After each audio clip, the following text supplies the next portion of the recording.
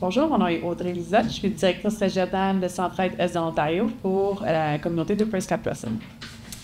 Et moi, je suis Marie-Noëlle Lanty, présidente de Leadership féminin Prescott Russell et coprésidente avec Audrey de la table de concertation Concerté pour l'égalité. Bonjour, moi c'est Muriel Lalonde. Je suis présidente de la coalition pour éliminer la violence faite aux femmes de Prescott Russell, ainsi que directrice générale de Maison Interlude House. Bonjour, je suis Marc Terrien du Centre de santé communautaire de l'Estrie. Je suis gestionnaire des programmes de santé mentale et de santé communautaire. Et sur ce comité, j'étais ici là, pour le côté là, santé et bien-être des femmes. Alors, à suivre. Merci. Bonjour, mon nom est Doreen Ashton Wagner.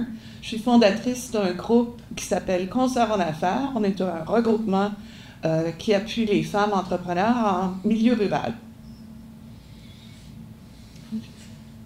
Bien, aujourd'hui, on est ici pour parler, en fait, d'égalité des genres. Et puis, on pourrait discuter, en fait, de qu'est-ce qui a motivé l'étude qu'on a faite dernièrement sur la condition des femmes à Prescott Russell. Donc, comment ça a commencé? Oui, moi, j'ai commencé... ce projet-là, dans le Fonds concerté pour l'égalité, c'est un projet qui a été financé par Femmes Égalité des genres Canada, et à travers lequel, justement, Centraide Est de l'Ontario et Leadership féminin ont proposé au ministère de lancer un projet qui allait vraiment porter sur la condition féminine dans Prescott Russell, regarder aux barrières systémiques pour les femmes et les filles, c'est-à-dire quelles sont les embûches par rapport à l'atteinte de l'égalité.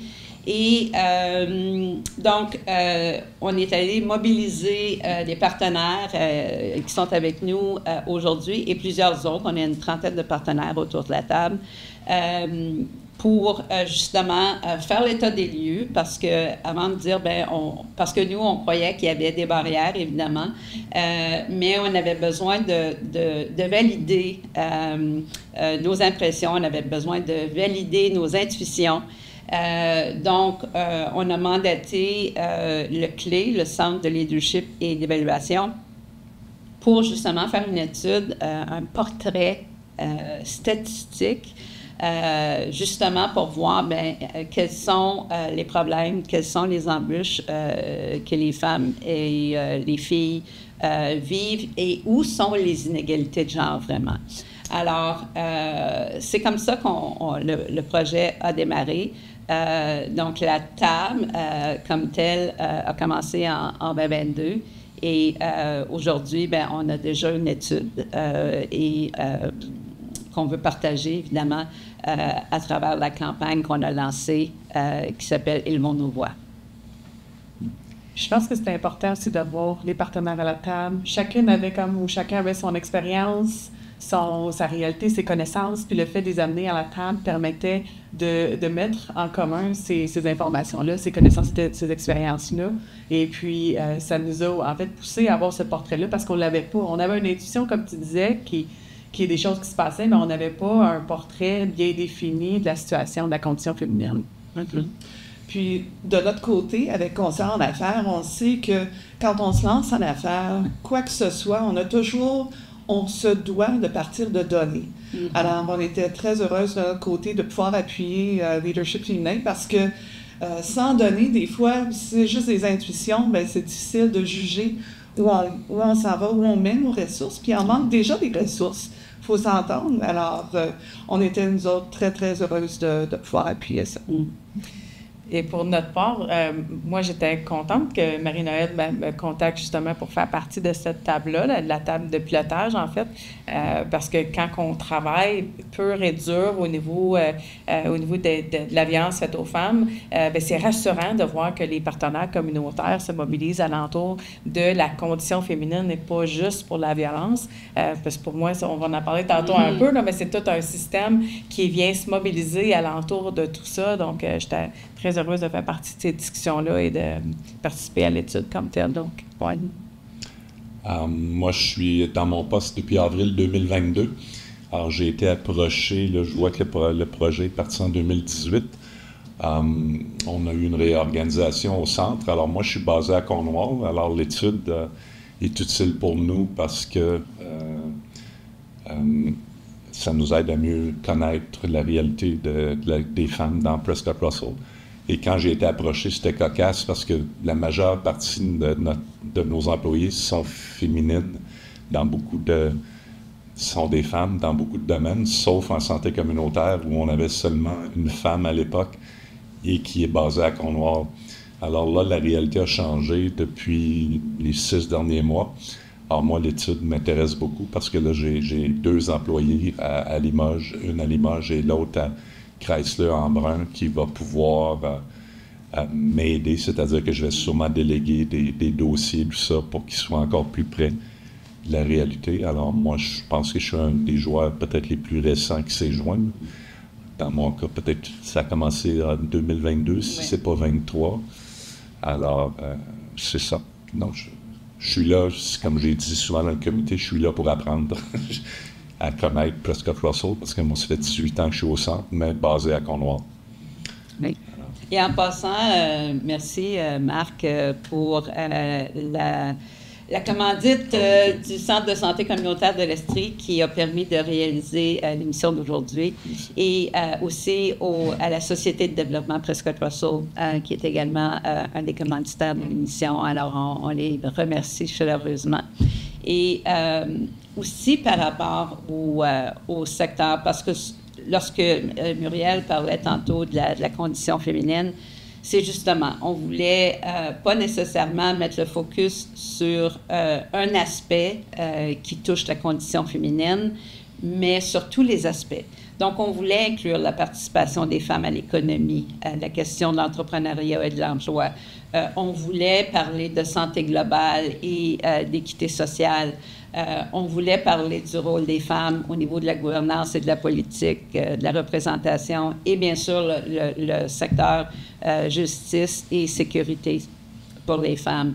Donc, ce qu'on a demandé à ceux qui faisaient la recherche, c'est justement d'aller chercher les données et la beauté, comme le mentionnait Audrey tantôt, c'est qu'en ayant les partenaires autour de la table, bien, on pouvait nourrir avec des données qui étaient locales. Parce qu'une des choses, puis je me rappelle en 2020, quand la conversation avait commencé, tu étais là, Muriel, le député fédéral Francis Drouin nous avait convoqué à une rencontre les organismes féminins et ceux qui desservent les femmes en particulier pour demander bien, quels sont vos besoins, d'une part, par rapport à vos organismes, mais aussi comment est-ce que je pourrais vous aider à améliorer la condition féminine? Qu'est-ce que je peux faire pour faire avancer les choses? Et c'est là où notre réponse était, bien, la condition féminine, on ne la connaît pas trop. On a des morceaux ici et là qui nous fait voir qu'on a du travail à faire par rapport à l'égalité des genres, mais on n'a pas vraiment le portrait complet. Et c'est là qu'on a proposé, justement, à travers le projet Concerté pour l'égalité, de faire cette étude-là pour aller chercher les données. Puis même encore, il faut comprendre que l'étude, c'est vraiment touche la surface, si on peut dire. Parce que je pense qu'il y a... puis une des conclusions, d'ailleurs, de l'étude, c'est le fait qu'on n'a pas de données désagrégées. C'est-à-dire que quand on travaille avec un bassin de population qui est plus petit, bien, c'est plus difficile d'aller chercher les données qui sont spécifiques à cette population-là. Et bien sûr, parce qu'on est dans le domaine social et santé et tout ça, où il y a une clientèle, puis on veut s'assurer de préserver la confidentialité, à ce moment-là, c'est difficile pour les organismes de déterminer bien, qu'est-ce qu'on peut partager et qu'est-ce qu'on ne peut pas partager. Et ensemble, chacun des organismes collecte des données pour leurs propres besoins ou pour le besoin de leurs bailleurs de fonds. Donc, pas tout le monde fait la cueillette de données de la même façon. Alors, ça aussi, c'était plus complexe de pouvoir ramener tout ça ensemble pour avoir un portrait global, puis avoir des données qui soient suffisamment précises pour qu'on dise, bien, on veut une étude pour les femmes et les filles francophones de la région rurale de Prescott-Russell. Alors, tous ces éléments-là faisaient qu'on avait un plus petit bassin, mais je pense que c'est une première, puis c'est quelque chose qu'on va pouvoir explorer aussi. Oui, puis on voulait se baser là-dessus. On voulait avoir quelque chose sur quoi se baser, parce qu'on a une table qui est comme une infrastructure qui nous permet de travailler ensemble. Mais on savait qu'il y avait des choses à faire, puis on voulait avoir cette espèce de fondation-là qui nous permettait, OK, bon, ben voici le portrait, puis après ça, essayer de construire là-dessus, puis développer un plan d'action commun. Donc, je veux pas, ce qui a motivé ça aussi, c'était mettre l'infrastructure, la table ensemble, les différents secteurs, rassembler les données pour qu'on puisse un peu avoir une fondation, une base, en fait, sur laquelle on peut construire pour développer un plan d'action. Donc, ça nous a vraiment motivés au tout début. On savait que c'est la première étape qu'il fallait faire parce qu'il nous manquait ça. C'était pas disponible à ce moment-là. Donc, effectivement, c'est la première étude à Prescott-Russell, milieu rural francophone, spécifique aux femmes. C'est ça. Une des choses que nous autres, ça nous a motivés aussi, c'est le fait que, en voyant la cueillette de données, puis peut-être qu'est-ce qui manquait, parce qu'il faut se comprendre qu'on ne peut pas tout voir dans une étude seulement. Justement, on vient juste de terminer un recensement du regroupement des concerts en affaires, puis ça nous a donné un portrait un petit peu plus ciblé du côté entrepreneuriat et travailleuses autonomes, etc. Fait que ça nous a motivés à aller en chercher davantage. Fait que de ce côté-là, merci. Ouais. De notre côté, dans le domaine comme tel, au niveau de la violence faite aux femmes, ce que ça nous permet aussi, c'est de prendre cette réalité-là, qu'on est tellement différents au niveau de nos différents besoins, que justement de ramener ça ensemble pour dire bien, comment maintenant on veut aller chercher les données, comment on veut aller chercher ces statistiques-là, comment est-ce qu'on va se parler, mieux se partager de l'information justement pour s'entraider dans différents domaines au niveau de la condition féminine, justement. Ça permet aux gens de moins travailler en silo. Quand on amène des tables comme ça intersectorielles, bien à ce moment-là, le partage d'informations se fait plus facilement entre les secteurs parce qu'il y a cette infrastructure-là qui est en place qui permet de faire ça.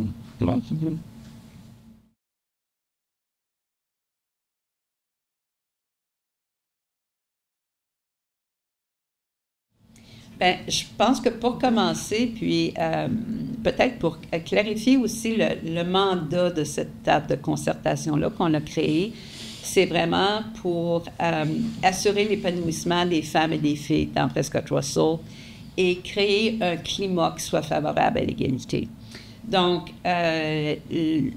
lorsqu'on a lancé l'étude, on a lancé le projet, c'est vraiment ça qu'on visait. Comment est-ce qu'on peut assurer l'épanouissement des femmes et des filles? Par rapport à ce qui est ressorti de l'étude, bien, parce qu'on était souvent posé la question, est-ce qu'il y a des statistiques qui vous ont surpris? Mais je pense pour ceux qui travaillent beaucoup avec les femmes et les filles, je pense qu'il n'y a rien là-dedans qui nous a surpris parce que c'était des choses auxquelles on s'attendait. On n'était pas surpris qu'il y avait des égalités au niveau, par exemple, l'écart salarial entre les femmes et les filles, les obstacles aussi pour justement l'entrepreneuriat féminin au niveau de l'emploi de façon générale.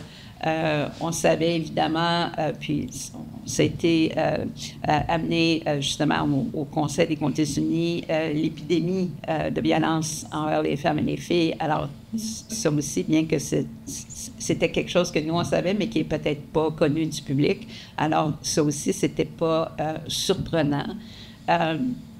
Au niveau politique, ben c'est juste à voir, on voit bien, comme ils disent, là, lorsqu'on regarde autour des conseils municipaux dans Prescott-Russell, les 8 municipalités, il y a la représentation féminine est juste de 25 %. Puis pour la parité, on devrait regarder à 40 ou 60 %. Donc, puis on est au plus haut qu'on n'a jamais été, et encore là, c'est encore trop bas.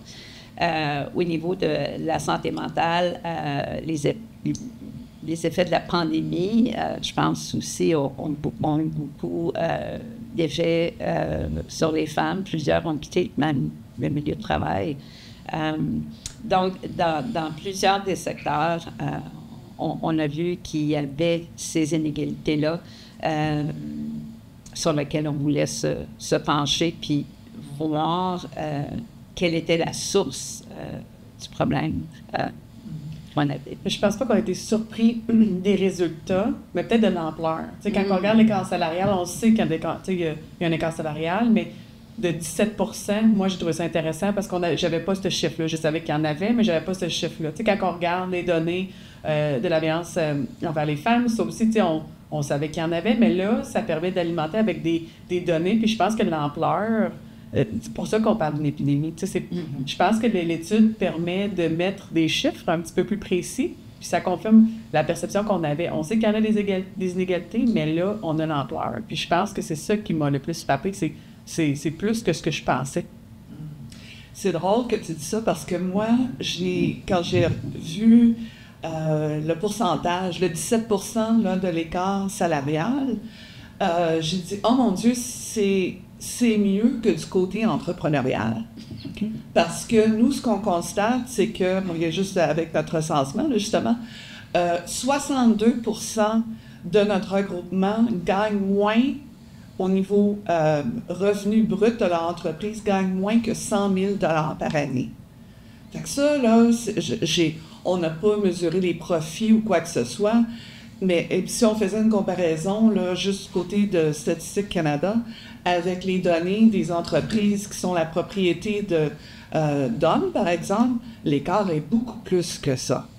Alors, moi, ça m'a frappé de ce côté-là. J'ai dit, au moins, ça a l'air que celles qui travaillent dans le milieu, là, le monde du travail, sont peut-être un petit peu mieux que nos entrepreneurs.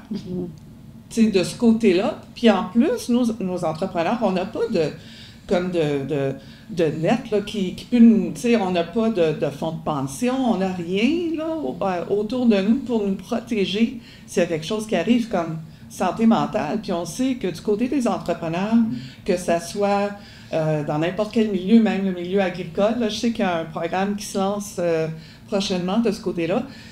La santé mentale, là, c'est beaucoup. Alors, moi, c'est une des données qui me fait peur un peu, mais ça nous permet peut-être de mettre des choses en vigueur qui vont nous aider. Juste pour mon information, les entrepreneurs femmes sont dans quel domaine de service? C'est vraiment on est la représentation de tous les secteurs. Évident, on peut penser évident qu'un plombier, c'est un entrepreneur. Les plombiers, les entrepreneurs en construction et tout ça, c'est des métiers qui peuvent être payants quand on a un succès en affaires. Là. Quiconque a appelé un plombier, c'est comment ça coûte? c'est ça. Alors, c'est dans quel domaine, vous? C'est vraiment dans tous les domaines. Ça passe du secteur, les commerces de détail, que ça soit le domaine de la santé, que ça soit même les arts et les domaines plus créatifs. C'est sûr qu'on a beaucoup moins de représentation du côté des métiers, construction, tout ça, tout ce qui peut être un petit peu plus... non traditionnel. Oui, c'est ça. Puis, nous, c'est sûr que, je veux dire, les femmes, quand elles sont travailleuses autonomes ou elles ont leur propre entreprise, ça fait d'ailleurs partie des barrières systémiques, c'est qu'on a tendance à se diriger dans les domaines plus féminins, c'est sûr. Alors, il y a un écart à ce sujet-là, absolument. Au niveau des... tu sais, de mon côté, moi non plus, je n'ai pas été surprise des données qui sont sorties dans l'étude comme telle. Mais par contre, tu sais, pour nous qui est dans le domaine, ce que ça faisait, ça nous confirmait, un petit peu comme Marie-Noëlle mentionnait, ça nous confirmait ce qui était là. Fait que ce qu'on avance, c'est ce qu'on dit, ce qu'on essaie de partager là, au niveau de la sensibilisation. Mais là, maintenant, c'est dans une étude qui a été faite par... une tierce partie, qui, oui, on est impliqués, là, mais en même temps, qui nous a permis justement de valider certaines données qu'on avançait pour, justement, quand on demande aux municipalités, aux gens de notre environnement, là, justement, de se mobiliser pour améliorer, justement, que les femmes puissent avoir accès à une entreprise, avoir accès à des services en santé mentale, avoir des accès dans différents domaines. À ce moment-là, les statistiques sont là pour nous démontrer que, justement, on est dedans, là. Fait que, tu sais, il faut que les communautés se mobilisent alentour de la cause comme telle pour améliorer, justement, la condition générale de toutes les femmes et les filles, là. Puis j'ai oublié qui avait dit, mais quand ça va... Il y avait quelqu'un qui avait cité à un moment donné, quand ça va bien pour les femmes, ça va bien pour tout le monde. Que ce soit au niveau de la santé, au niveau économique. Et c'est aussi dire que la condition féminine, c'est pas juste l'affaire des femmes. L'égalité, c'est pas juste l'affaire des femmes. C'est l'affaire de tout le monde. Parce que tout le monde va mieux se porter lorsque il y a un équilibre dans les relations entre les genres. Donc, c'est certain que, puis à Prescott Russell particulièrement, une des choses qui est ressortie de l'étude, c'est qu'il y a une perception que l'égalité des genres, c'est pas un enjeu. Et ça aussi, c'est inquiétant parce que si tout le monde pense que « Ah non, nous autres, ça va bien, c'est pas un problème. Je veux dire, la condition féminine se porte bien et on a atteint l'égalité, bien loin de là. Puis je pense qu'on voulait aussi être en mesure de démontrer que c'est pas juste nos impressions, c'est pas juste du chiolage, c'est vraiment, lorsqu'on regarde les statistiques, on a quelque chose sur lequel on peut se baser pour dire, bien, voilà, ça, c'est la réalité. C'est ça qui est le portrait. Puis aussi, d'être en mesure de voir, bien, parce que c'est pas toujours une question d'avoir de nouveaux programmes. Parce que les programmes, ça vient répondre à un besoin immédiat. Mais c'est les barrières systémiques qu'il faut voir dans nos secteurs, donc pas juste dans notre organisme, mais dans le secteur dans lequel on œuvre, pour voir, bien, quelles sont les politiques qui nuisent vraiment à l'égalité ou qui créent des barrières. Parce que les barrières systémiques, c'est en apparence neutre. Donc, il n'y a personne qui... Puis, je prends toujours l'exemple, à un moment donné, lorsque je faisais une présentation pour le leadership féminin par rapport aux femmes en politique à un des conseils municipaux, il y a un des élus qui a dit, ben, je vois pas pourquoi on devrait appuyer plus les femmes. Je veux dire, tout le monde, n'importe qui... pas mal n'importe qui peut se présenter en politique municipale, tu sais, en autant qu'ils ont 18 ans puis ils sont des citoyens canadiens. Là, il n'y a pas de barrière pour les femmes, il n'y a pas de discrimination envers les femmes. Puis si les femmes font une bonne campagne, bien, ils devraient avoir autant de chances qu'un homme. Et ça, c'est peut-être là, 3 ans. Plus récemment, lors d'un symposium, on a posé pas à la même personne, mais à un des politiciens de Prescott Russell, il avait été demandé, avant de venir participer au symposium, bien, si tu serais une femme, ou si tu serais un père monoparental, est-ce que tu serais mère aujourd'hui? Est-ce que tu serais en politique? Puis, sa réponse a été probablement pas. Puis, parce que je reconnais que si j'ai pu entreprendre ce rôle-là, c'est parce que j'avais des appuis autour de moi. Je n'avais pas besoin de me soucier, bien, tu sais, il faut que je sois là pour faire telle chose. Puis on sait que les réunions de conseil, bien souvent, c'est le soir, bien souvent à l'heure du souper. Et puis quand on a un emploi, parce que les élus dans Prescott Russell, ce ne sont pas des postes à temps plein, donc ils ont un travail ailleurs. Et on sait que dans Prescott Russell, il y a 2,5 fois plus de familles monoparentales dont la mère est le parent que les familles où l'homme est le parent. Donc, c'est pas facile, puis c'est vraiment pas trop intéressant, puis surtout quand on voit bien souvent les attaques envers les politiciens au niveau municipal, il n'y a rien là-dedans de très attirant pour les femmes. Donc, on ne se surprend pas des résultats, mais le fait est que est-ce qu'on part toutes de la de la même place? Non. Est-ce qu'on part toutes de la même réalité? Alors, bien que, oui, en apparence, il y a des opportunités autant pour les hommes que les femmes, mais dans la réalité, est-ce qu'on part de la même place? Est-ce qu'on a des chances égales? Ou est-ce qu'on est au même niveau d'égalité? Non. Non. Je pense qu'on n'est pas sur le même pied d'égalité et c'est ça qui crée les inégalités qu'on voit. Absolument. Donc, juste pour dire, une des choses qu'on constate, nous, c'est que une des raisons pour lesquelles les femmes se partent en affaires, 85% des femmes, encore là, dans notre recensement puis dans notre groupe, se sont parties en affaires, travailleuses autonomes, etc., à cause qu'elles voulaient accommoder quelque chose du côté familial. J'ai jamais posé la question aux entrepreneurs masculins dans la région, mais je vous garantis que c'est probablement pas la raison primordiale pour laquelle ils se partent en affaires.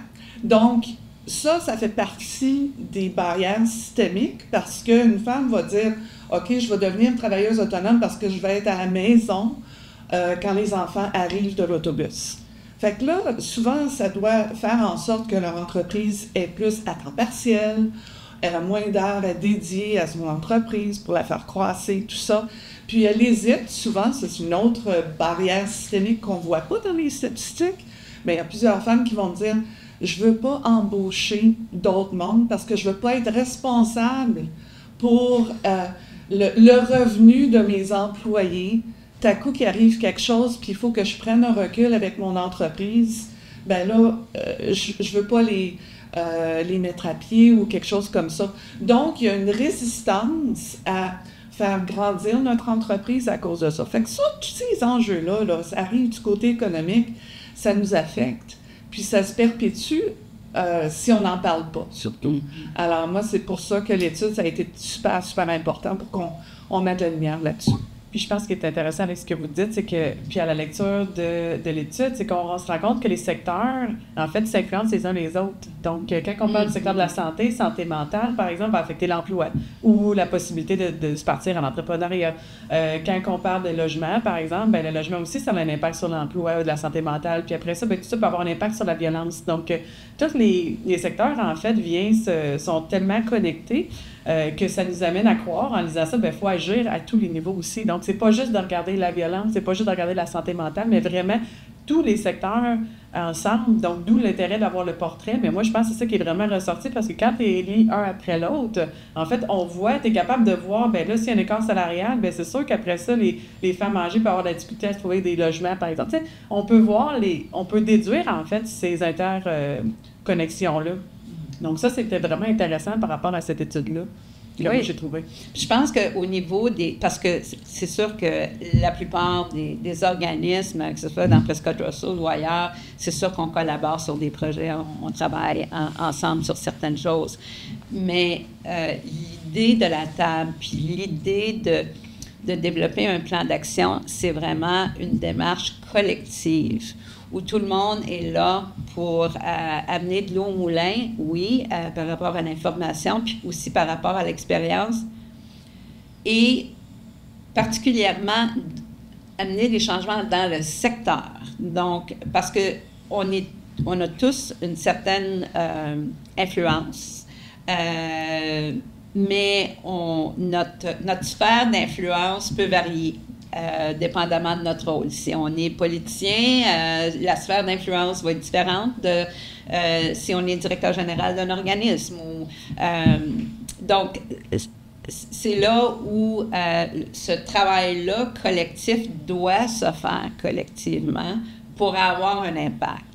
Parce que c'est sûr que si chacun travaille de son côté, puis c'est d'ailleurs une des raisons pourquoi on a choisi d'établir la table, c'est que l'égalité des genres, c'est un problème social très complexe. Comme on a pu le voir, là, ça implique bien des secteurs, puis il y a bien des morceaux là-dedans, puis le niveau de la politique, et le niveau aussi des croyances, les modèles mentaux qu'on appelle. Alors, ça vient de partout, comment on investit nos ressources comme société. Donc, c'est toutes ces choses-là qui font que c'est un problème qui est complexe et ça ne peut pas être résolu par un seul organisme ou par un seul gouvernement. Il faut justement qu'il y ait cette collaboration-là, puis pas juste de la collaboration, mais de la co-décision, à savoir comment on veut gérer nos ressources, puis aussi quelle attitude et quelle perspective on doit adopter. Puis on a entendu dans les dernières années beaucoup parler de privilèges et du privilège masculin. Qui fait en sorte que, oui, dans la société, puis ça, c'est pas parce qu'on dit que les hommes se mettent tous sur un piédestal, c'est pas ça qu'on veut dire, mais c'est qu'il y a, dans notre culture, évidemment, il y a un écart dans les relations de pouvoir et qui existe depuis des millénaires. Hein? Donc ça a créé des mentalités, des perspectives, des attitudes qui sont ancrées là, sur lesquelles nos systèmes ont été bâtis, sur lesquels puis même les femmes, parce qu'on a été socialisés dans la même époque, on a été socialisés à apprendre des choses que, dans le fond, étaient juste... qui ont été créées de toutes pièces, qui tiennent pas dans la réalité des choses. Mais pour changer ça, c'est un peu comme changer quelque chose qui est en dessous du iceberg. L'iceberg est énorme. Ce qu'on voit, c'est juste ce qui ressort de l'eau là, au niveau des inégalités. Puis les perspectives, les cultures, bien ça, c'est tout à fait en dessous du iceberg. Moi, ce qui m'a étonné, c'est de voir que la perception que l'égalité n'était plus un enjeu. Mais ça venait des femmes, c'est ça? C'est des femmes qui ont répondu au sondage majoritairement ou tout le monde? Non, c'était parce que dans cette étude-là particulièrement, il n'y avait pas eu de sondage. C'était vraiment une étude de la littérature, puis aussi lorsqu'on regardait les statistiques et ce qu'on pouvait voir aussi dans la réalité, le fait, comme on mentionnait tantôt, qu'il y a moins de femmes en politique municipale, puis en politique en général. Là, je parle de la politique municipale parce que le leadership féminin, c'est Prescott Russell, c'est là-dessus qu'on se penche, mais lorsqu'on regarde les chiffres, c'est évident que les femmes ne voient pas leur rôle comme étant au niveau de la politique. Puis ça, il y avait l'histoire de Mme Racine, justement, qui a survécu plusieurs années, puis sa fille, elle a écrit sa biographie. Et lorsqu'on lit sa biographie, elle s'était présentée en politique et elle croyait avoir l'appui au moins des femmes. Mais dans ce temps-là, même les femmes ne voyaient pas quelle c'était sa place. Alors, ces appuis-là, bien qu'elle comptait là-dessus, elle ne les a pas eus. Alors, lorsqu'on parle des mentalités, des attitudes, on ne parle pas juste des hommes, non, on parle aussi des femmes. Puis je sais que les femmes de ma génération, je ne pense pas qu'elles étaient bien différentes des autres, à moins qu'on était dans une famille qui était très évoluée et avancée, on servait encore beaucoup nos frères. Mon frère sortait, les plus vieilles, allez préparer ses affaires, là, votre frère il sort d'asseoir. Je fais ça pas aujourd'hui, on dirait, ah ouais, il peut se préparer ses affaires. Mais dans le temps, on se questionnait pas trop, on faisait ce qu'on nous demandait de faire. Puis ça aussi, je pense que le fait qu'on est d'une communauté francophone qui est vraiment ancrée dans la tradition agricole, puis quand je veux dire agricole, je ne parle pas du domaine, mais dans l'agriculture, où les rôles étaient très définis. Les filles ne pouvaient pas aller à l'étable voir une vache bêlée. Pourquoi? Je ne sais pas, mais pour plusieurs familles, plusieurs jeunes filles qui étaient là sur des fermes, c'était ça. Mais ça, ces mentalités-là, vous allez me dire, oui, c'est plus le même aujourd'hui. Non, c'est peut-être, il y a des choses qui ont changé. Mais, comme je disais, dans le fond du iceberg, c'est encore là. il y a quand même une certaine attitude qu'on continue de nourrir. Puis des fois, puis on espère que cette étude-là, ça va aider tout le monde à voir que, oui, il y a, si on ne fait pas quelque chose, puis si on ne repense pas à notre attitude envers l'égalité, ben c'est sûr que ça va avoir des impacts très négatifs. Puis, je pense que Muriel va être d'accord avec moi que, vous savez, la violence faite aux femmes, ça commence à la source par ce déséquilibre-là du rapport, quand un veut contrôler l'autre et l'un se met dans une position de contrôle et veut que l'autre s'assujettisse à sa façon, à ses désirs. Donc, quand on a l'égalité, quand on a deux personnes qui partent du même pied d'égalité, bien, c'est sûr que la violence va être réduite. Mm-hmm. Si je peux ajouter là-dessus, ce que tu mentionnes par rapport à la violence, moi, ce que ça m'apporte un peu, cette étude-là, c'est, je souhaite, en tout cas un souhait, où est-ce que ça va démontrer justement aux femmes qu'il y a des possibilités. Il y a des... De changer le mindset un peu, que, tu sais, il n'y a pas de limite à ce qu'une femme ou ce qu'une jeune fille peut faire.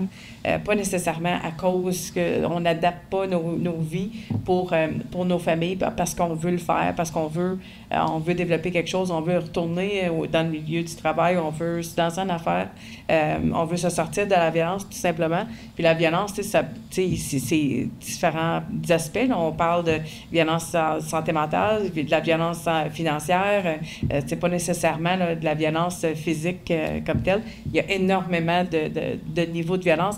Puis je pense que vraiment, si on réussit collectivement à changer justement les pensées alentour de ce que la femme peut faire, justement, bien, si la femme veut se lancer en politique, elle peut le faire, pas nécessairement de penser qu'elle ne peut pas y arriver. Fait, je pense que c'est ces mindsets-là qu'il faut changer. Puis je pense que ça vient appuyer justement tout ça.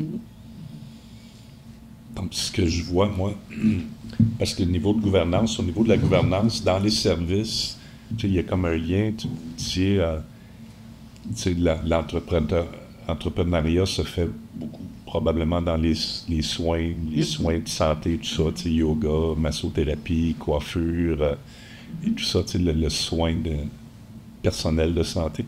Alors, ce qui est moi, ça a confirmé, ben, c'est ça, moi, le défi, ça va être de rejoindre un peu plus ce qu'on appelle le grassroots, là, les racines, parce que c'est ça, vous parlez beaucoup de politique municipale et tout ça.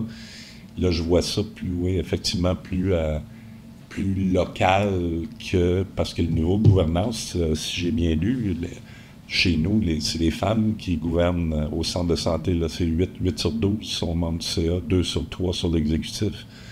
Alors, c'est gouverné majoritairement par des femmes, puis nos employés sont majoritairement des femmes, avec des bons emplois, j'imagine. Alors, moi, c'est ça, il va falloir que je regarde ça, participer au comité, puis avec les gens qu'on a sur le terrain, nous, on a un agent de santé, quand je parle des femmes, là, agent de santé communautaire et promoteur de la santé.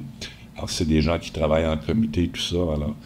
Alors c'est certain qu'on va essayer de se rapprocher plus de cette réalité-là, là, parce que quand j'entends vous parler beaucoup de la politique municipale et tout ça, alors ça, c'est clair que c'est un autre monde, là. Moi, je suis dans le monde de la santé. Alors, oui. Puis là, il faut sortir, c'est ça, l'intersecteur, comme tu disais. C'est ça. Et sortir de notre bulle pour essayer d'aller voir. Alors, nous, on a des gens sur le terrain qui peuvent être à l'écoute, faire ça. Mais là, je comprends un peu mieux ce que vous voulez dire, parce qu'au niveau de la gouvernance, dans nos services, ça doit être la même chose dans les écoles, probablement. Je ne sais pas, moi, pour ce qui est de la santé, dans le communautaire, j'imagine, évidemment, vous êtes... Ouais. Je pense que dans le communautaire, c'est ça, c'est des femmes soignent. Hein? C'est ça. Quand on parle de stéréotypes ou des modèles mentaux, là, c'est ça, les femmes sont vues comme des soignantes. Ils s'occupent des enfants, ils s'occupent de la société, c'est ça. Je pense qu'on voit déjà, parce que beaucoup de partenaires vont être assis sur différentes tables, parce qu'on en a quand même plusieurs tables à Prescott Russell. On a celle-ci, mais on a aussi des tables sur le transport, sur le logement. Puis, tu sais, je pense que les partenaires commencent à être de plus en plus conscients que, ben oui, quand on aide le transport, ça peut aider la santé mentale, encore une fois, j'en reviens à ça, ou la violence, quand on parle de logement. Donc, les partenaires sont assis maintenant de plus en plus sur différentes tables, parce qu'ils ont compris que travailler ensemble sur des grands enjeux comme ça, bien, ça nous aide. Non, Maison Interlude ne fait pas de transport, mais quand même, il y a un lien. Quand une femme veut partir d'un milieu violent, bien, le transport est un enjeu. Le logement est un enjeu. Même chose pour la santé mentale. Donc là, je pense qu'il y a vraiment... oui, il y a beaucoup de tables, mais c'est le fun parce que les partenaires sont conscients que quand on travaille dans différents secteurs, ça vient indirectement nous aider notre mandat, finalement. Donc, ça, je pense, encore une fois, moi, c'était vraiment la lecture du rapport que j'ai vu, en fait, cette interconnexion-là entre les secteurs. Puis, j'ai pu rapporter ça en pratique, où est-ce que, oui, les partenaires sont effectivement assis. Puis, des fois, quand les gens questionnent, bien, pourquoi est-ce que ce partenaire-là est là, bien, on peut l'expliquer de façon indirecte. Donc, ça, c'est intéressant. Et puis, on va encourager aussi, comme tu mentionnais, Marc, les femmes ont tendance à se retrouver plus concentrées ou surreprésentées dans certains secteurs, comme la santé et l'éducation, où on a beaucoup de femmes, à un point tel que lors du symposium l'automne dernier, on avait justement une directrice d'école élémentaire, puis elle dit que c'était difficile de recruter des hommes. Puis pourtant, dans les écoles, on a besoin de modèles masculins pour les enfants. Parce qu'il y a la masculinité toxique, mais il y a la masculinité positive aussi, qui fait en sorte que, justement, on partage davantage les tâches domestiques qui peuvent être un enjeu pour plusieurs. Donc, c'est par secteur, puis je pense que là où c'est des secteurs qui sont traditionnellement masculins, qu'on parle de construction, qu'on parle d'agriculture, qu'on parle de politique ou qu'on parle de certains services, comme peut-être pas tous les services d'urgence, mais comme les services d'incendie, où les femmes ne sont pas suffisamment représentées. Donc, c'est là où le secteur doit aussi être plus accueillant aux femmes. Il faut aussi se demander bien, comment ça se fait que certains secteurs sont justement, tu sais, pas moins considérés, mais moins payants. Je sais pas comment le dire, mais comment ça que la santé et les services sociaux, ça serait moins payant que la construction? Tu sais, pourquoi est-ce qu'on a ces différences-là, veut pas?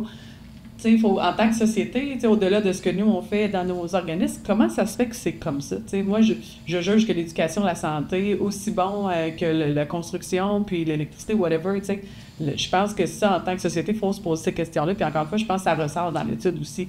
Oui. Ça nous amène à poser ces questions-là. Comment ça se fait, en fait, que c'est comme ça? Et qu'est-ce qu'on valorise? Qu'est-ce qu'on valorise puis, en tant que société? Puis pourquoi on met une valeur plus élevée dans certains secteurs que d'autres?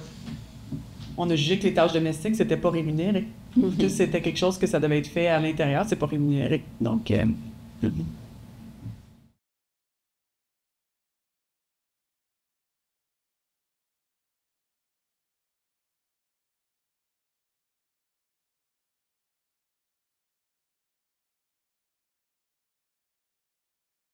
c'est intéressant l'étude qui nous parle de barrières systémiques et puis de changements systémiques, parce que je pense que comme communauté, on n'a pas tendance à penser que ça existe, ou même de réaliser ce que c'est une barrière systémique. Donc, Daniel, si tu veux embarquer peut-être sur le côté entrepreneurial, qu'est-ce que ça veut dire pour une barrière systémique au niveau de l'étude et tout ça?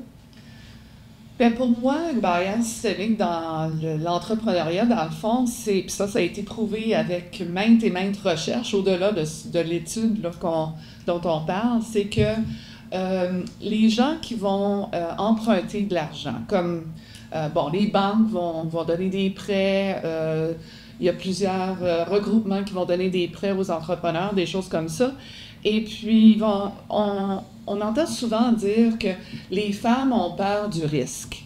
On ne veut pas emprunter de l'argent parce qu'on a peur du risque. Mais c'est pas ça. Quand on interroge les femmes, dans le fond, c'est plus qu'elles considèrent qu'un emprunt, de s'endetter, non seulement, oui, il y a des enjeux envers leur entreprise, mais il y a l'aspect familial. Puis, elle tente d'englober peut-être un petit peu plus là, qu'est-ce qui se passe à la maison, puis quelles répercussions ça va avoir à l'entreprise et vice-versa. Donc, c'est pas qu'ils ont peur du risque, parce que déjà, d'être en affaires pour elles-mêmes, elles prennent un risque. Donc, c'est pas ça, c'est juste de repositionner la question d'emprunt, puis qu'est-ce que ça va avoir l'air pour la femme en question. Alors, nous autres, c'est un des aspects systémiques qui est peut-être un petit peu moins clair, parce que tout le monde dit « oh, ben, n'importe qui peut emprunter des sous d'une banque, tout ça, ça dépend de votre score de crédit, tout ça. » Mais encore une fois, si une femme, on parle de l'écart salarial, puis si elle a moins de biens de son côté, ben là, elle peut emprunter moins. Fait que ça devient, c'est un cycle vicieux, là, dans le fond. Fait qu'il faut, je crois, y repenser, puis peut-être de regarder d'autres solutions en fait de financement pour entreprises. Puis ça, c'est une des choses là, que j'espère que l'étude va nous permettre de pouvoir se pencher. Puis tu cibles vraiment bien, je ne vais pas dire le problème, mais tu sais, la barrière systémique, on dirait que c'est neutre, on dirait qu'on la voit pas, tu sais, parce que on enlève les règles, on enlève, mettons, les lois, les choses comme ça, tout le monde peut aller chercher un prêt s'il le veut. Il n'y a pas de règle qui dit que telle personne, tel type ne peuvent pas y aller. Tout le monde peut y aller. Mais c'est pas ça qu'il faut regarder. C'est en arrière, c'est des fois les perceptions, c'est les mindsets, c'est que justement, on assume que les femmes aiment moins le risque, basé sur qu'on ne sait pas trop, tu sais. Puis c'est toute cette analyse-là, puis c'est une analyse qui est complexe, difficile, parce que c'est pas aussi tangible qu'une règle qui est écrite, par exemple. Fait que je pense que c'est vraiment là, tu as bien ciblé, je ne vais pas dire le problème, mais l'enjeu des barrières systémiques. C'est qu'en apparence, elles sont neutres. C'est-à-dire qu'il n'y a pas de règle nécessairement qui dit que tu ne peux pas faire ci, tu ne peux pas faire ça. Ou... Non, c'est autre chose. Puis c'est trouver cette autre chose-là. Puis c'est ça qui demande vraiment l'appui de tout le monde pour qu'on réfléchisse à ça, puis qu'on trouve ces barrières-là, puis qu'on trouve des façons après ça de les éliminer. Un coup, tu l'as trouvé, la barrière qui est déjà difficile à cibler, bien, comment est-ce qu'on l'élimine? Donc là, je pense vraiment que tu as bien... Puis je ne sais pas si tu veux rajouter, parce que tu as travaillé beaucoup avec les barrières systémiques. Puis je pense que c'était intéressant, encore là, au symposium en octobre dernier, on avait invité l'Institut Tamarack, qui est venu parler justement, c'est quoi les barrières systémiques, puis comment on peut avoir un impact collectif, puis comme groupe, comme communauté, comment on doit s'y prendre pour entamer cette démarche-là. Et dans leur présentation, il y avait Tim Drummond qui était cité, du Social Innovation Generation Canada, et lui disait que le changement systémique vient transformer les conditions qui maintiennent un problème en place.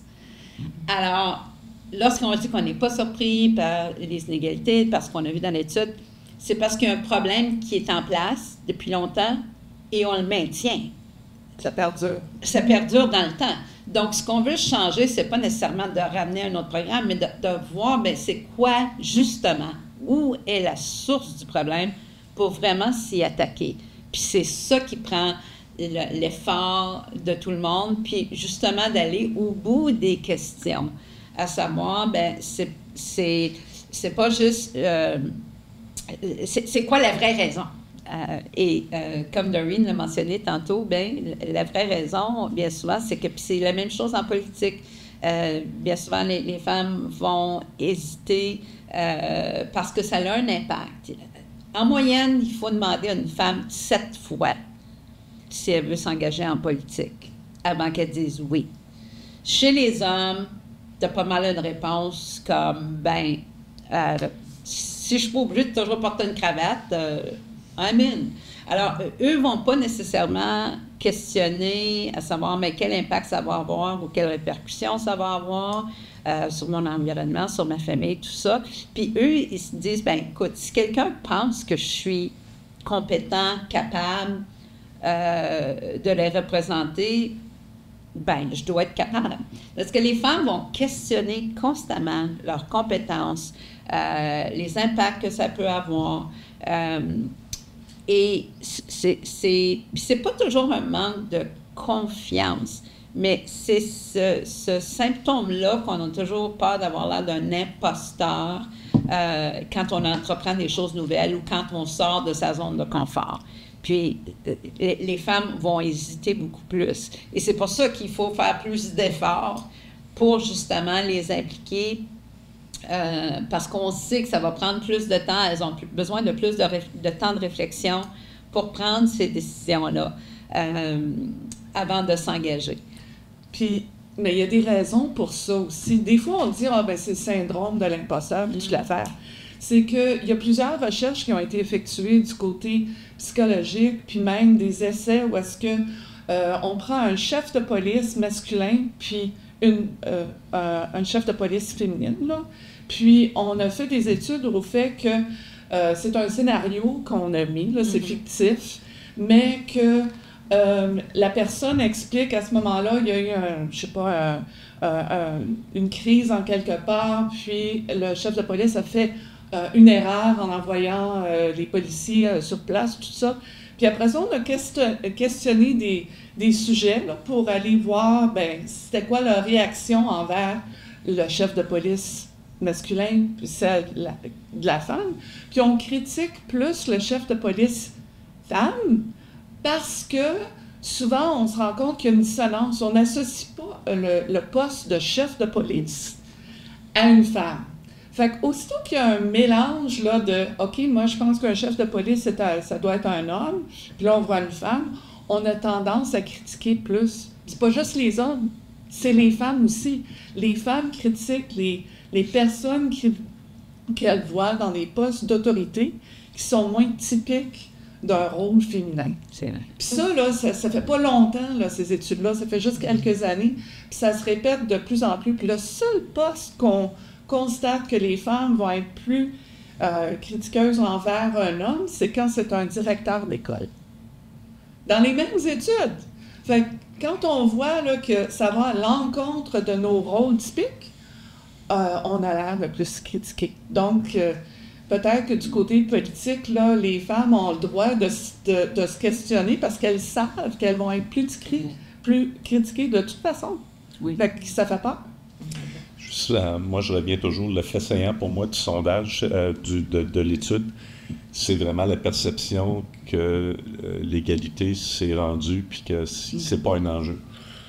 Ça, j'aimerais ça creuser cette question-là. J'ai une hypothèse. C'est comment, le défi, ça va être de comment travailler à améliorer la condition féminine sans devenir trop militante féministe, parce qu'il y a le ressac qui peut aller, et ça, on le voit. Pour les femmes qui gagnent en autonomie, des jeunes femmes qui gagnent en autonomie, tu as les incels, par exemple, tu as les groupes, les pauvres hommes qui ne réussissent pas à trouver une femme et tout ça, et qui se font rejeter, parce que la femme est de plus en plus confiante en elle-même et tout ça. Et là, tu as des phénomènes comme Andrew Tate, ça, c'est vraiment un ressac. Alors, moi, je suis sensible à ça. C'est comment travailler à améliorer cette condition-là en douceur, parce que si on y va trop dans une approche radicale, militante, ben il va y avoir alors, la barrière systémique, c'est le rapport de pouvoir, alors, c'est ça, il faut... Et c'est pour ça, d'ailleurs, Marc, qu'on a besoin de plus d'hommes. On a besoin, puis la table, justement, on a le cercle des alliés qu'on appelle, où on veut avoir des alliés masculins, parce que c'est pas une question que juste les femmes, on va régler. Puis comme tu dis, bien souvent, les femmes ont parlé haut et fort. On a dit ce qu'on avait à dire depuis des années. Alors là, c'est le temps d'avoir une conversation avec les hommes pour justement qu'on ait cet échange-là. Parce qu'à la fin de la journée, le fait que les femmes puissent avoir du pouvoir, ça n'enlève pas aux hommes. Ça n'enlève à rien. C'est ça qu'il faut arriver à démontrer. C'est ça. Parce que la réaction première, c'est un peu une réaction réflexe. Tu ne m'enlèveras pas, à la limite, mon privilège. Mon privilège, je ne sais pas si je l'ai gagné ou si je ne l'ai peut-être pas mérité, mais je l'ai. Alors, tu ne me l'enlèveras pas. Alors, il faut comment changer la conversation, la relation pour que ça soit égalitaire, mais égalitaire des deux côtés aussi. Puis je pense qu'il y a une partie là-dedans qui appartient aux familles, aux écoles, en fait, à tout le monde, là. C'est à la fois, de sensibiliser nos jeunes garçons, de sensibiliser nos jeunes filles, de les faire grandir avec l'image que c'est possible. C'est possible d'être égal et puis d'avoir des postes qui sont non traditionnels, de faire des choix dans la vie qui sont égales, tout simplement. Tu sais, d'être capable d'aller à la banque puis d'être traité de la même façon ou d'être capable d'avoir des postes différents. Il y a tout un élément d'éducation, à mon avis, là, qui est comme nécessaire. Il faut mettre beaucoup d'emphase là-dessus, autant au niveau dans les niveaux scolaires que dans nos familles et tout ça. Là. Donc, je suis d'accord avec ça. C'est très prudent pour une femme de ne pas s'endetter. Oui, c'est ça. Peut-être que son revenu va être moins élevé, mais moi, j'ai été éduqué avec si tu n'as pas de dette, c'est le début d'une richesse. Là. Alors, peut-être que ton revenu va être moins élevé, peut-être que tu vas faire des moins grosses affaires, mais de ne pas avoir de dette, ça aide à l'autonomie. Alors, c'est ça, c'est prudent. C'est ça. Puis c'est d'aider aussi à nos jeunes hommes, puis aux hommes en général, que c'est correct d'avoir des émotions. Ouais. Puis de prendre soin des autres, puis de nous permettre d'être humains, là, dans le fond. C'est de revenir à ça. Donc, c'est important. C'est ça, mais c'est ça. Nous, on travaille en santé mentale, alors moi, ça m'inquiète quand même, les réseaux sociaux et tout ça, malgré tous les changements. Puis encore là, on est dans une bulle. Moi, je suis dans ma bulle de centre de santé. On est des hommes éduqués au rapport égalitaire. On est des travailleurs sociaux, des psychologues et tout ça, des intervenants dans le domaine de la santé et des services sociaux. On a été éduqués. Alors, on est dans notre bulle. Alors là, il faut garder les yeux ouverts, les journaux. Puis ça, l'étude confirme finalement ce qu'on voit dans les journaux. Quiconque un peu écoute les médias, les journalistes aussi font des recherches et tout ça. Et c'est inquiétant, là, les réseaux sociaux et tout ça, la violence, malgré tous les changements et tout ça, il y a encore beaucoup de travail à faire parce que il y a quelque chose qui s'est développé. Là, on parlait des articles là, qui sont sortis sur les adolescents. C'est vraiment... être adolescent aujourd'hui... C'est quoi une relation STEM? La pornographie, tout ça, très accessible et tout ça. Être adolescent aujourd'hui, ça n'a rien à voir en 86 quand je l'étais. Là, Comme tu l'as mentionné tantôt, dans le fond, le changement systémique, ça prend... C'est pas être juste une organisation qui mène ça. Ça prend vraiment tout le monde à la table qui puisse travailler ensemble. Tu as dit, ça va même au-delà juste même des partenaires ou des organisations, c'est monsieur, madame, tout le monde. T'sais.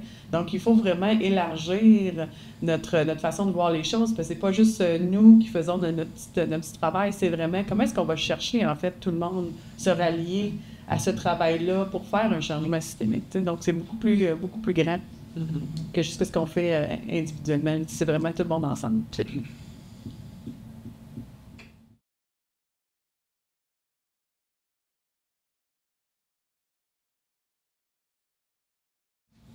Bien, moi, je crois qu'avec cette étude, ça va nous permettre de sensibiliser davantage non seulement nos femmes entrepreneurs, dont Prescott Russell, mais ceux et celles aussi qui appuient les femmes entrepreneurs. Puis je vais les inviter davantage, moi, à questionner qu'est-ce qui se passe, que ce soit au niveau des barrières systémiques ou leur côté de modèles mentaux, là, que ce soit du côté des emprunts ou le domaine où ils opèrent ou quoi que ce soit. Je pense que ça nous permet davantage d'inviter les gens à s'interroger puis à voir comment tout le monde peut travailler ensemble pour vraiment changer les choses au niveau systémique. Oui, de notre côté, moi, c'est certain que je vais rester dans mon secteur de pratique pour essayer de l'améliorer. Alors, santé mentale et santé communautaire. Alors, on a du personnel disponible, là, surtout les vraiment santé communautaire, agents de santé communautaire et promoteurs de santé sont à l'écoute de ce qui se passe dans la communauté, peuvent organiser des comités de citoyens, se réunir, on a des salles de réunion, se réunir autour de gens qui veulent discuter d'un problème. Exemple, à Limoges, là, il s'est parti quelque chose là, autour de ce qui se passe après les heures d'école, là, entre 3h30 et 8h le soir. Là, il y a de l'intimidation dans les parcs, les jeunes s'intimident entre eux. Alors là, les citoyens veulent s'occuper de ça. Alors là, on a une promoteur santé qui est travailleur social de formation. Alors là, soit qu'on les redirige vers quelque chose qui existe déjà pour ne pas recréer des programmes, mais juste mieux utiliser les ressources de la communauté. Exemple, les bibliothèques. Je viens d'apprendre que là, je l'avais vu dans les journaux, mais ça se passe ici aussi. Les bibliothèques sont devenues des lieux d'accueil où on va bientôt avoir des travailleurs sociaux dans les bibliothèques.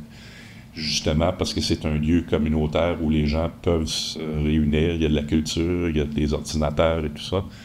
Alors nous, c'est l'offre principale qu'on peut faire, c'est qu'on a des gens sur le terrain qui sont à l'écoute des besoins, des partenaires et tout ça, et on peut partir des projets avec nos intervenants santé communautaire. Et du côté santé mentale, bien entendu, on va s'occuper, on a le carrefour pour les jeunes ici à Rockland, là, qui n'est pas loin. Alors, on va s'occuper, la clientèle prioritaire chez nous au centre de santé, c'est les jeunes vulnérables. Alors, on va essayer de, comme on disait dans d'autres discussions, commencer tôt à faire de la prévention. Parce que des fois, dans nos bureaux, on s'occupe des gens là, 20-25 ans plus tard qui ont acquis des mauvaises habitudes. Alors, c'est ça, on va s'occuper des jeunes, le carrefour bien-être pour les jeunes, et santé mentale aussi à partir de 17 ans. Là. C'est sûr qu'il y a l'équipe psychosociale et valoriste là, dans le valoriste ici qui est plus pour le secteur scolaire. Chez nous, ça commence à 18 ans. Alors, le carrefour pour les jeunes, il s'occupe de 12 à 25. Alors, on va essayer d'améliorer beaucoup dynamiser ce programme-là, parce que c'est cette ressource-là. Alors, et probablement, comme j'annonçais à mes partenaires, il se pourrait très bien que je délègue des dossiers aux intervenants de terrain, parce que moi, je suis un peu plus loin. Alors, on a des intervenants de proximité à qui je vais sûrement confier certains dossiers pour faire... Nous, on est là pour développer des initiatives communautaires quand on identifie des manques. C'est de l'organisation citoyenne et tout ça. Alors, on développe des moyens de regrouper des citoyens pour essayer de voir. On ne veut pas dupliquer les choses, on ne veut pas faire ce qui existe déjà, mais on essaie d'être à l'écoute, d'avoir un regard assez précis pour identifier un manque, puis voir comment on peut le combler. Des fois, c'est pas totalement, mais commencer à chercher des solutions. Alors, c'est bien clair que nous, c'est santé mentale et violence, là, on travaille ensemble là-dessus. Prévention, promotion de la santé mentale et tout ça. Fait que ça va nous donner de l'information. L'étude a été utile pour ça, confirme les intuitions, mais évidemment, là, les données désagrégées, on aimerait faire des liens entre les données. Comme moi, j'aimerais savoir, je regarde juste ce qu'il y a en santé et bien-être, là, qu'est-ce qui fait que les femmes ne font pas d'exercice, là? Ils ont quel âge, ils sont où, quel genre de style de vie, c'est parce qu'ils travaillent et qu'ils n'ont pas le temps, ou, tu sais, j'aimerais ça pouvoir faire des liens entre les données puis pouvoir aller approcher plus proche, parce qu'on fait de la promotion de l'exercice physique. On a des promoteurs de santé qui font ça, mais il faut aller rejoindre la clientèle qui ne vient pas chez nous. C'est toujours ça le défi, c'est d'aller, ça aussi c'est connu. Les gens éduqués, ils sont en santé, ils s'occupent de leur santé. Alors des fois, c'est les gens qui ont le niveau d'éducation plus bas, tout ça, il faut aller les chercher. Outreach, là, comment aller chercher ces gens-là qui ne viennent pas chez nous, qui ne consultent pas. Ça, c'est toujours notre défi de tous les jours. De mon côté, pour travailler autant au niveau de la coalition pour éliminer la violence faite aux femmes de Prescott Russell et du côté de Maison Winterwood House, moi, ça me rassure d'avoir des partenaires qui veulent justement se mobiliser à changer les choses, changer les mindsets, apporter des corrections, je pense, dans nos façons de faire des choses. Moi, je crois fondamentalement que la violence faite aux femmes peut être éliminée éventuellement si on brise ou on minimise les barrières systémiques dans les environnements. Donc, si on peut réussir à éduquer nos enfants, nos garçons, nos jeunes filles, si on peut encourager nos femmes à faire ce qu'ils veulent faire, à mobiliser les choses et à faire ce qu'ils veulent, ce qu'ils rêvent de rêver, en fait. Je pense que la clé est là, à mon avis. Donc, pour moi, ce qu'on a besoin le plus, c'est de sensibiliser faire de la prévention, faire de l'éducation. Je pense que tout relève de ça. Et je pense qu'avec les partenaires alentour des différentes tables, je pense que c'est ce qui me rassure pour le futur de nos filles et de nos femmes.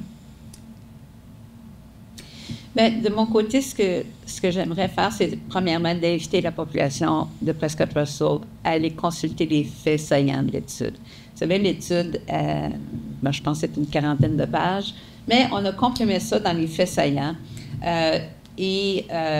Durant la campagne qui a été lancée hier, d'ailleurs, la campagne s'appelle « Élevons nos voix ».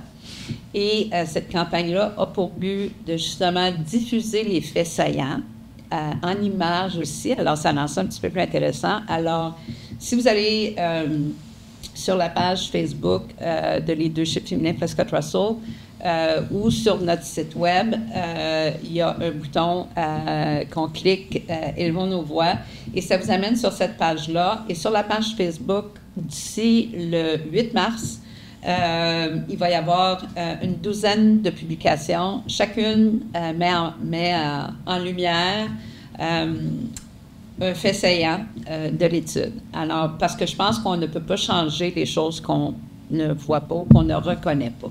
Donc, il faut d'abord voir, de quoi exactement qu'il parle. Donc, on vous encourage vraiment à aller consulter les faits saillants de l'étude à travers la campagne Élevons nos voix. Pour les prochaines étapes, c'est sûr qu'avec nos partenaires, on veut poursuivre la démarche parce que là, maintenant qu'on sait, on a une idée par où commencer, mais on a besoin d'accompagnement. Alors, ce qu'on vise, c'est d'aller chercher de l'expertise, justement, comme à l'Institut Tamarack, pour nous aider comme partenaires, nous guider dans cette démarche-là, pour justement qu'on ait un impact sur les barrières systémiques et avoir un plan d'action. Que chacun à l'intérieur, oui, de son organisme, mais à l'intérieur du secteur qu'il représente ou le secteur à travers lequel il œuvre, puisse entreprendre des actions. Puis que ce soit un décideur politique, que ce soit les organisations, que ce soit des citoyens, des citoyennes qui veulent faire un changement ou qui croient à l'égalité, qui veulent être nos partenaires, on vous invite, bien sûr, à participer aux prochaines étapes de la table concertée pour l'égalité, qui, aussi avec Centraide, je crois que c'est une nouvelle façon d'aborder les choses. Puis, comme Marc l'a mentionné tantôt, pour faire le changement, ça prend du temps, mais aussi ça prend du monde. Alors, encore là, les gens de Prescott Russell, on est quand même près de quoi? 100 000? Je pense qu'on peut faire 2 fois. Oui, puis je vais renchérir, en fait. Nous, à Centraide de l'Ontario, plus précisément à Prescott Russell, on joue le rôle de connecteur, de collaborateur. Puis en tant que connecteur, en fait, on espère que les gens vont aller voir les faits saillants de l'étude, vont prendre connaissance de ce rapport-là pour qu'ils sachent, en fait, c'est quoi la condition féminine, c'est quoi le bien-être des femmes et des filles à Prescott Russell. Donc, ce serait la première chose à faire, de prendre connaissance de ces faits saillants-là. Ensuite, la table offre une infrastructure à Prescott Russell. Donc, cette table-là, elle existe. Il y a des partenaires, il y a des ressources. Donc, les gens qui voudraient s'impliquer, qui ont des questions, pourraient communiquer avec la table, avec nous autres. Et puis, nous, on peut diriger vers des ressources. On peut diriger vers d'autres comités, d'autres tables qui existent, mais aussi les gens qui voudraient s'inscrire dans la table. C'est sûr qu'on est ouvert, en fait, à prendre des gens, des partenaires. Donc, ça serait vraiment ça de lire le rapport, de lire les faits saillants, de nous contacter s'il y a des questions, parce que on en a des ressources. Il y a des problèmes, mais il y a aussi beaucoup de ressources. Puis je pense que plus on en parle, plus on se joint, en fait, au discours. À ce moment-là, ça vient aider le travail qu'on veut faire. Donc, ce serait mon appel, en fait, à tout le monde aujourd'hui.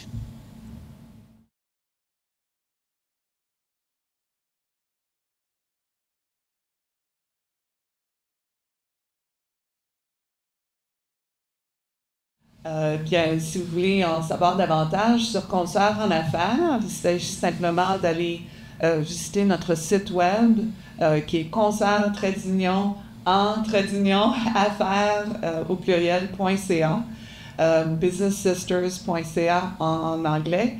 Et vous allez trouver des ressources où est-ce que se trouvent nos événements pour femmes entrepreneurs à travers Prescott Russell et autres. Alors, je vous invite à nous visiter. Alors, je suis du Centre de santé communautaire de l'Estrie. Alors, ici, dans Prescott Russell, nous avons des bureaux. Le Centre de santé communautaire de l'Estrie, on offre des soins médicaux et de santé mentale et de santé communautaire. Alors, les bureaux dans Prescott Russell, il y en a un à Limoges. Nous avons un site à Bourget. Nous avons un site à Embrun. Et je sais aussi que selon les découpeurs, Chrysler peut faire partie aussi de Prescott Russell, dépendant des coupures administratives. Alors, les 4 sites, là, et le Carrefour, on n'a jamais oublié le Carrefour pour les jeunes, le bien-être des jeunes ici à Rockland. Alors, c'est des endroits où vous pouvez appeler si vous avez des idées, ou moi-même comme gestionnaire, Marc Terrien. Alors, toute initiative citoyenne, tout citoyen qui on travaille beaucoup avec des bénévoles aussi. Tout citoyen qui voudrait discuter d'un problème, on va l'aiguiller vers les agents de santé communautaire dans les sites de Prescott Russell. C'est eux qui vont entreprendre les discussions pour faire un peu l'analyse de la situation et voir qui on pourrait réunir. On a des salles de réunion, on a des salles qu'on peut aussi offrir à la communauté, quiconque cherche un endroit pour se réunir parce qu'ils ne veulent pas faire ça dans leur domicile ou leur maison. Alors, on a des salles communautaires qu'on offre à la communauté aussi pour toutes sortes de besoins de réunion. Donc, pour rejoindre Maison Interlude, en fait, nous, on est sur le territoire de Prescott Russell et également SDG. Donc, on a des bureaux à Hawkesbury, à Cornwall, à Winchester, à Rockland, à Castleman. Donc, on est pas mal un peu partout sur le territoire. Pour nous rejoindre, site Internet Maison Interlude, Instagram, page Facebook et également Indeed. Pour rejoindre la coalition, pour prévenir la violence faite aux femmes de Prescott Russell. On n'a pas de bureau comme tel, mais on a un site Internet qui peut être rejoint également de la coalition et puis également une page Facebook. Pour rejoindre Leadership féminin Prescott Russell, notre site web, c'est leadershipféminin.pr.ca. Et pour vous joindre à la campagne et participer à la campagne Élevons nos voix, c'est élevonsnosvoix.com. Alors, vous avez juste à cliquer et vous allez voir les publications qui vont apparaître sur Facebook. La communication, c'est toujours un aspect important et j'en profite aussi pour remercier TVC22. Et encore une fois, merci au Centre de santé communautaire de l'Estrie et à la Société de développement de Prescott Russell qui nous a permis d'avoir cette belle conversation-là aujourd'hui, puis qui nous permet aussi de rejoindre le public, parce que ça, c'est une des choses. Aussi, on parle de sensibilisation et d'information. Bien, il n'y a rien de mieux que nos médias locaux. Justement pour nous permettre de diffuser nos messages, mais aussi d'inviter les gens à participer aux initiatives. Alors, encore une fois, merci et longue vie à TVC22. Les bureaux de Centraide Est de l'Ontario sont situés à Hawkesbury. Et puis, pour toute information, vous pouvez aller à centraideeo.ca.